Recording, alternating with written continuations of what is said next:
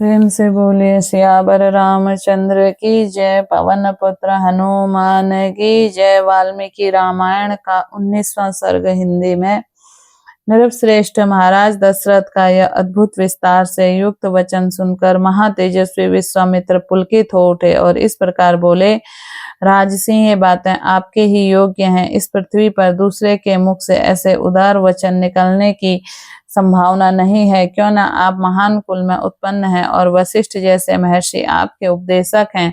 अच्छा, अब जो बात मेरे हृदय में है उसे सुनिए। नृपश्रेष्ठ, सुनकर उस कार्य को अवश्य पूर्ण करने का निश्चय कीजिए।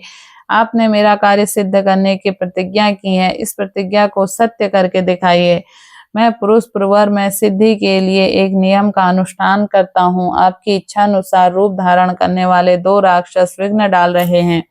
मेरे इस नियम का अधिकांश कार्य पूर्ण हो चुका है। अब मैं इसकी समाप्ति के समय 2 राक्षस धमके हैं। उनका नाम है मारीच और सुबाह। वो दोनों बलवान और सुशिक्षित हैं। उन्होंने मुझे यज्ञ वेदी पर रक्त और मांस की वर्षा कर दी है। इस प्रकार मैं उस समाप्त प्राय नियम से विघ्न पड़ जाने के कारण मेरा परिश्रम व्यर्थ हो गया है और मैं उत्साहहीन होकर इस स्थान चला आया। पृथ्वीनाथ, उनके ऊपर आपके क्रोध का प्रयोग करूं, उन्हें श्राप दे दूं, ऐसा विचार मेरे मन में नहीं आता, क्योंकि वह नियम ऐसा ही है जिसमें आरंभ कर देने पर किसी का श्राप नहीं दिया जाता। अतः नृपश्रेष्ठ, आप अपने काक पक्षधारी सत्य पराक्रमी शूरवीर ज्येष्ठ पुत्र श्री राम को मुझे दे दो। ये मुझसे सुरक्षित रहकर अपने दिव्य तेज से विघ्नकारी राक्षसों का नाश करने में समर्थ है। मैं इन्हें अनेक प्रकार के श्रेय प्रदान करूंगा, इस प्रकार संशय नहीं है। उस श्रेय को पाकर ये तीनों लोकों में विख्यात होंगे। श्री राम अपने आप आकर वे दोनों राक्षस किसी तरह ठहर नहीं सकते। इन रघुनंदन के सिवा दूसरा कोई पुरुष उन राक्षसों को मारने का साहस नहीं कर सकता। नृपश्रेष्ठ, अपने बल का घमंड रखने वाले वे दोनों पापी निशाचर कालपास के अधीन हो गए हैं, अतः महात्मा श्री राम के सामने नहीं टिक सकते हैं। भूपाल, आप पुत्र विषयों के स्नेह के सामने न लाइए। मैं आपसे प्रतिज्ञा पूर्वक कहता हूँ कि उन दोनों राक्षसों को इनके हाथ से मरा हुआ समझिए। सत्य पराक्रमी महात्मा श्री राम क्या है यह मैं जानता हूँ।